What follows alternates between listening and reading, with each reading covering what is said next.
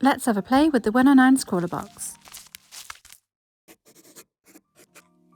Hey Scrawlers, I'm Kat from ScrawlrBox. Welcome back to another video. In today's video, we're going to get into those tips and tricks as seen in the 109 zine. Let's get into it. This box was full of all sorts of magical markers in a variety of all different sizes. Perfect for the black paper pad that was provided too. In this video, we're going to dive into some of those tips and tricks featured in this month's zine. And Roxanne Murphy had some tips for us too, so we're going to try some of those out. Thank you, Roxanne. Right, let's crack on, shall we? I'll be using the black paper as featured in the box. It has a lovely smooth surface for all of those markers. I've also got some water handy and a palette and paintbrush. As our first tip, we're going to add a little water. These Decorite markers from Artline work best for this, so I'll be using those ones, the pink and the purple. And to start with, we're going to scribble on a palette to get that ink out, and then I'll apply it to the page with a wet brush. The more ink you add, the more opacity you're going to get, but you can create some really light washes too if you add lots of water.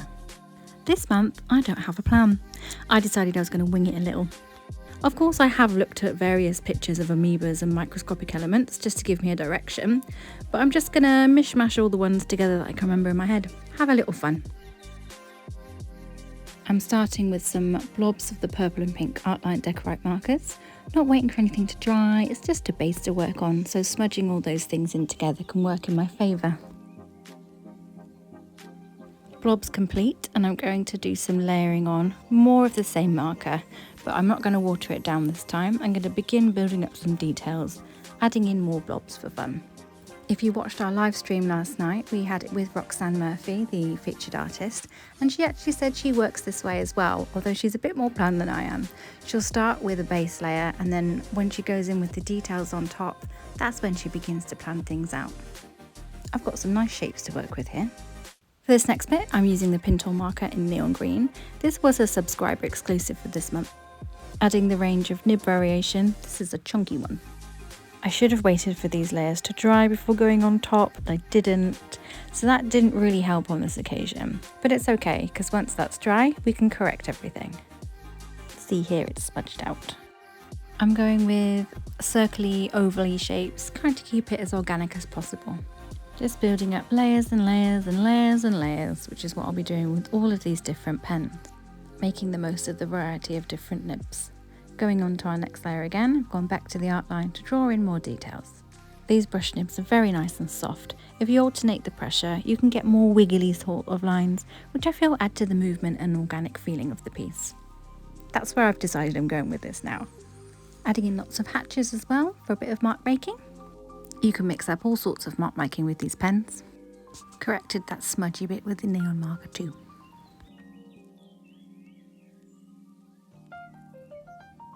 Onto our next layer, and I'm going to do more mark making, taking advantage of the shape of the Decorite nib. I'm holding it to the side for more of a teardrop type shape.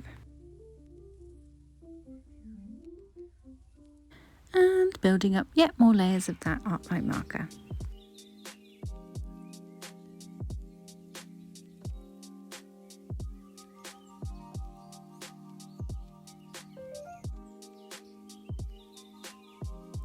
Onto the Copic Acreas, and these have a lovely thin nib that's quite stiff, great for getting in more precise and smaller details. So I'm going to do just that. I'm going to outline the teardrop shapes, purposefully keeping them a bit messy for the organic-y feel. Make sure you give those Copics a good old shake at regular intervals, it keeps that ink flowing.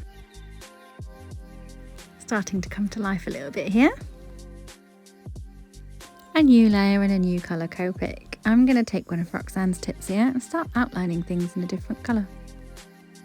Nice. I'm not being too precious with being neat either, because I feel like that'll take away from the organic vibes. Okay, we're going to move on to the white, and again, another nib variation to play with, and this one is in a bullet nib. Quite soft, but not too soft. Adding more layers of mark making and blobs of colour with this one. I like how it's not completely white, you have to build up the white. It gives it more depth.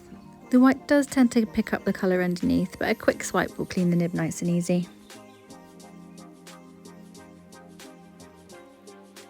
I wanted to fill these bits in a bit, and this pink is so bright and lovely, I wanted to feature that a little bit more.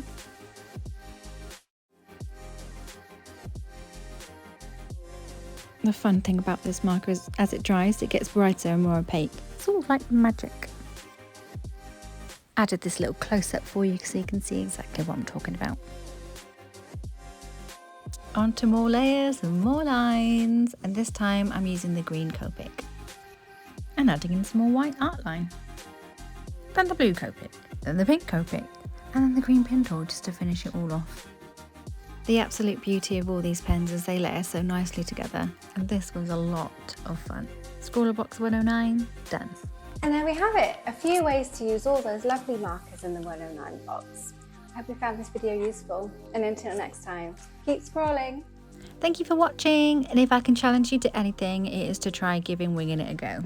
If any box was made for that, it's this one. Give this video a cheeky little like if you did like it, and a little rainbow emoji if you've got this far, and congratulations for going this far. Thanks, bye!